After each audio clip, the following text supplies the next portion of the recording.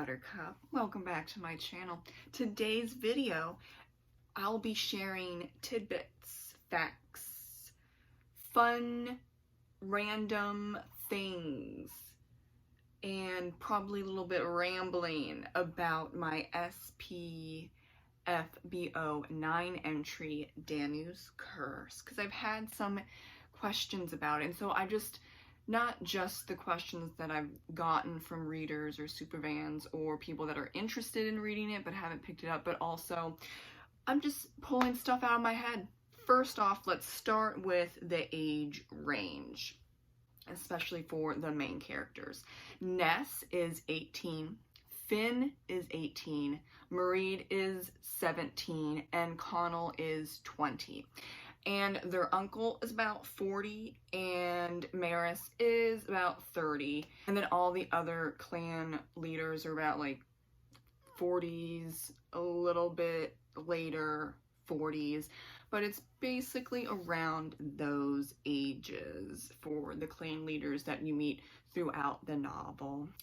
And this is during the Iron Age, like the very early Iron Age of Ireland. The Iron Ages differ depending on the area that you're talking about, and so for Ireland they got iron in around 503 BCE, and that is important because the Fomorians, which are basically demons from the underworld, are susceptible to iron and fire, and if you chop off their head, I mean, isn't everyone susceptible when you chop off their head? But, you know, you need like 2 other things that can kill them because chopping off heads are a little difficult. I have not tried it, okay? I'm gonna put that down as I have not done that, but reading up on history that I love to do, even gruesome parts of history, yes, it's hard to chop people's heads off. My cover was created by Faye Lane. Shout out to Faye, she is fantastic. I was recommended her last year by a fellow self-pubbed author, Kate Turner. Hi, Kate. She doesn't write fantasy, but I think Faye did an amazing job with my cover. This is the second cover, actually. The other cover you probably will see on Goodreads as another edition, and that was very pretty as well, but it was not to historical Irish fantasy market. It was actually showing more Christian fantasy, and this book isn't Christian fantasy. No. We see what I can gather, or what archaeologists and historians can gather as Irish paganism. There are a few things where we're not even a few things. There are a lot of things that we are not 100% sure on during the beginning of the Iron Age of Ireland. So I did my research on what could have been.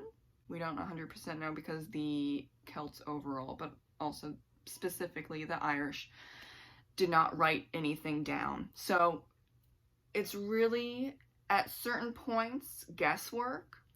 And so there's probably going to be debate if you're like a huge Irish file, who is someone that loves all things Ireland, including ancient Irish history.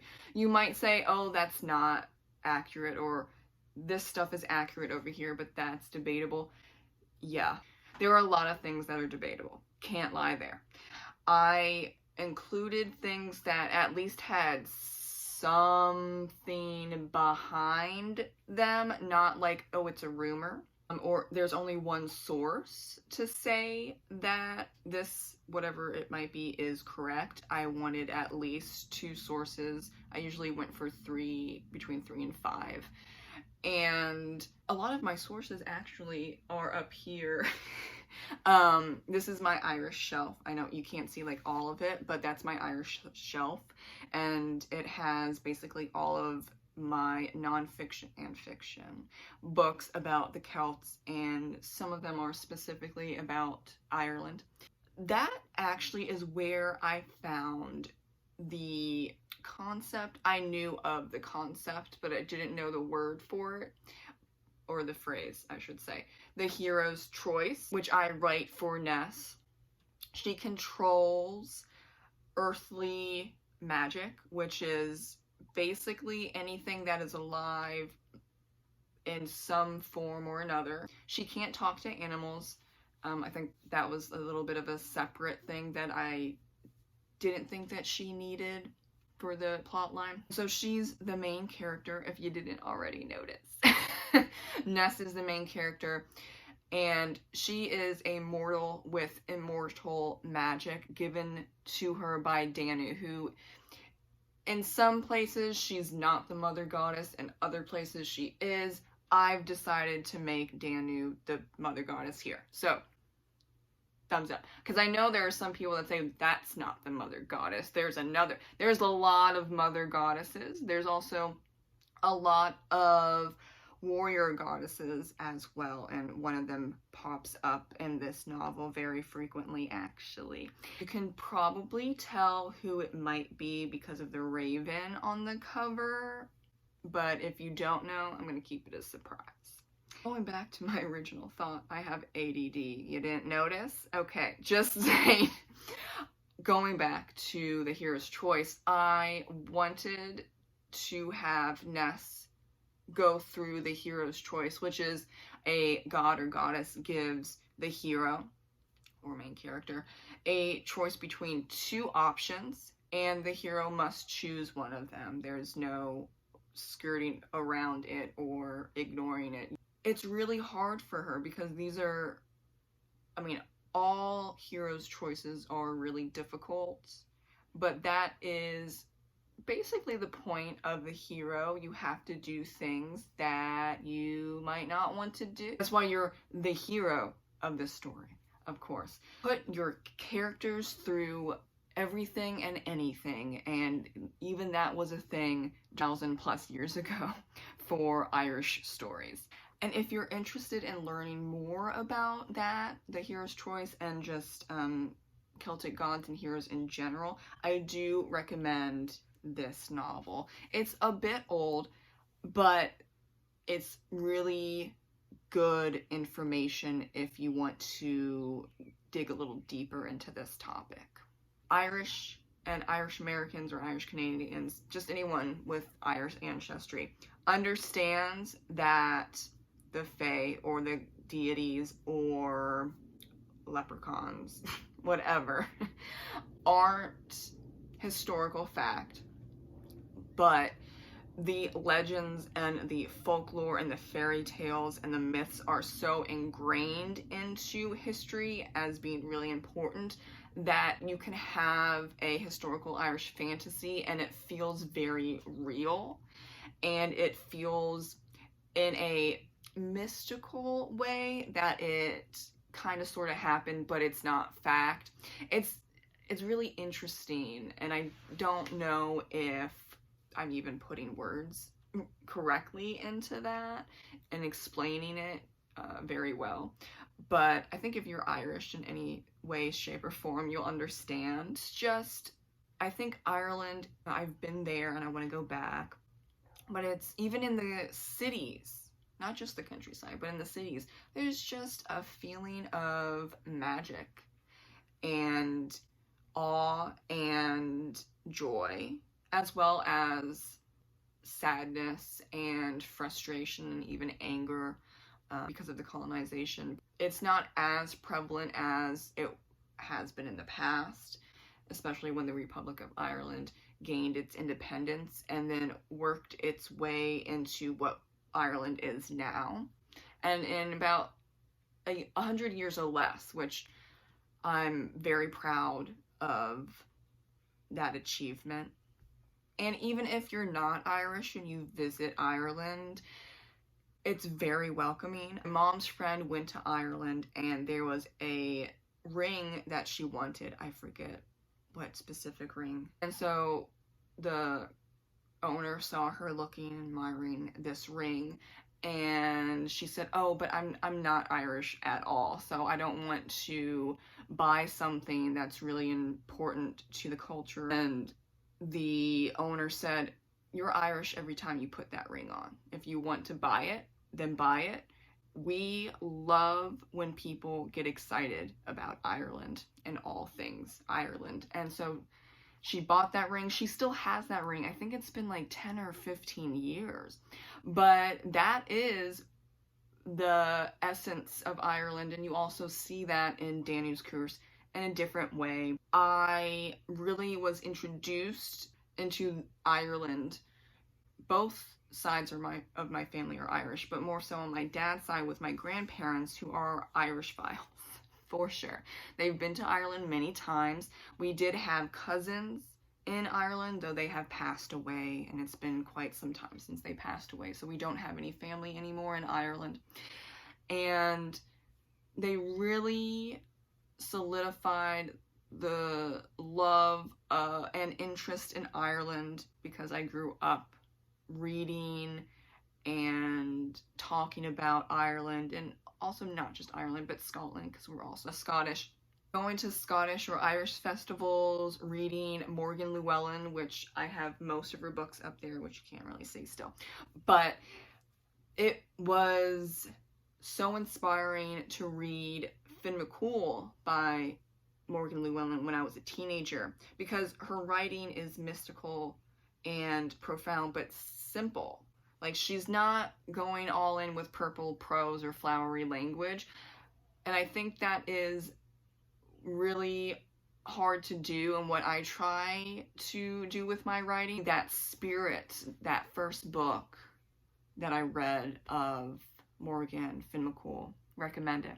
I wanted to write my own book in that spirit, and the trend of writing about Ireland and all things Irish has gone away. It was very popular in the 70s through the 90s, but then when the Troubles ended, whether it truly ended and there was a peace or not, that's up to debate for certain people, but I'm just going to say that there was a peace. And then so the interest slowly died out because it was kind of sort of like the end to a very, very long war with not just the Vikings. The Vikings kind of integrated after they colonized, which is like it's an interesting history there. The English took over, and it was about 800 years, English versus Irish, and how both cultures and societies clashed, and it became very violent numerous times. But finally things really picked up with the Easter Rising in 1916. Then the Irish Republic was born, though that they were still Northern Ireland, so that was a huge thing for about, I'm so bad at math, like, let's go with 80 years. But then in the 90s, the Troubles ended in Northern Ireland, so it felt like the end of war and violence. And so when that happens, it takes a while. I think, let's say 10 years after the Troubles ended, where the interest then shifted to Vikings. Interest grew even more when the Viking show and Bernard Cornwell's books came out, though that's more like Anglo-Saxon, but there's Vikings in his novels. It's a different trend, it's a different shift of historical fiction, or really historical fantasy writing. Also to note, because of Outlander, Scotland also became really popular, so you see a lot of Scottish time travel romance. But now Scotland's having its day, like Ireland did for many, many decades, and then also the Norse, specifically Vikings, kind of have their day too. So those two are kind of in the forefront, and then Ireland and books about Ireland, fiction and non-fiction alike, kind of died down. And so I knew that Danu's Curse wasn't going to be huge. It's not a, let's just say, quote-unquote, easy marketing book, because it's not set in Scotland, or it's not about the Vikings. If it was the Vikings in Ireland, then there actually might be an interest. I see a lot of writers incorporating Vikings and the Irish, and so it works in that way, but I didn't want to write about that time period. I wanted to write about ancient Ireland, and that giving it the mysticism and the mystery of, like, really, we don't know a lot of what happened in 500 BCE, or, you know, for most of Irish history. So it gives it an air of the unknown, and I really enjoy that type of feeling and atmosphere and tone in books. That was basically what Morgan Llewellyn wrote for many of her historical fantasy novels set in Ireland, and so I wanted to do something similar, but my own, of course, for a standalone novel. And this is a standalone. It's not going to be a series. I was thinking about writing a short story of it, but I don't have any clear idea on that, so I'm not going to push it. But all of the characters except the deities are fictional, so I didn't write about any known historical figure. Not like we really have any known historical figures. I can't think of one off the top of my head. There are in Gaul, which is like France and Spain today, but I can't think of any that are like legit, were real. I'm doing so well with words. Okay. In around this time period in the early Iron Age. So I just made up my characters. Ness is very strong, though naive. She's 18 and she has a lot of power. But that does not mean that she is wise beyond her years. She's smart in many ways and she's dumb in other ways. She's still young and she has been protected. That's what her uncle says, but really not so much. But we're going to go with protected all her life until she is married to another clan's prize warrior in a bid for peace. She loves her land, she loves her family, she loves her uncle's villagers, and she will do whatever she can to uphold that peace, even though she doesn't want to do it. She has seen too much bloodshed, and so she wants it to stop. Though, you know, something happens where that's not the case.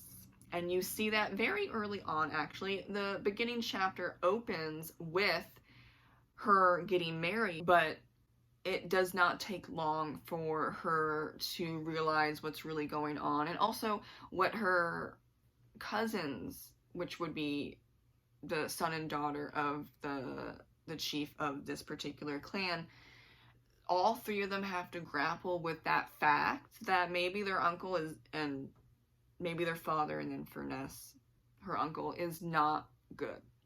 And that is something that I think is really important to portray, not just family love, but what do you do when you have a family member that you love and you think that's just put on a pedestal since you could remember, but it turns out is not good, and he, she, whoever this may be, has been lying to you. What do you do? Do you side with them or do you rebel? And that is a big question that we explore and we dive into in Danu's Curse. And I really wanted to have Connell and Mareed and Ness be very close, because I think there are a lot of missing in literature, not so much in film. Actually, I was thinking about that, but not so much in film. But in literature, families aren't, as far as I have read, I've read a lot, but families aren't very close in literature lately. So I wanted to write a close family, even though that doesn't include the uncle at times. But at least with the three of them, they are very close. And that also includes Finn, who is Ness's childhood love. Not related, but is like a family because his father is alive, but his mother died in childbirth. Ness's mom died in childbirth, giving birth to her, and Ness's father was killed on the battlefield. This is fairly normal, however, the Celts in general, but specifically the Irish. They were a very warrior-centric culture and society. However, unlike the Spartans, who were extremely warrior-centric, the Celts had room for bards and druids and artists, and they took art and the law very seriously. So that's why, many of the reasons why, that warrior culture lasted as long as it did versus the Spartans eventually died out. And it's not just in Ireland, but also in Gaul, in Scotland, Wales, other Celtic nations. They held on for a very long time. And you could even say that many of them are still successful to this day. Just to wrap things up, this book is about 350 pages. I could open the book, but I don't want to because I'm lazy. But it's about 350 pages, give or take. Don't quote me on the exact page number. And it has fairly short chapters, some of them are long, but the majority of them are short in the sense that it's like, 1,500 to 2,000 words. And if you're interested in anything or everything about Ireland, even if it might not be 100% historically accurate, then Danu's Curse is definitely for you. I will link all the information on where to buy Danu's Curse in the comments down below. And thank you so much for watching my rundown of my SPFBO9 book, Danu's Curse. I'll see you in the next video. Have a great rest of your day. Bye.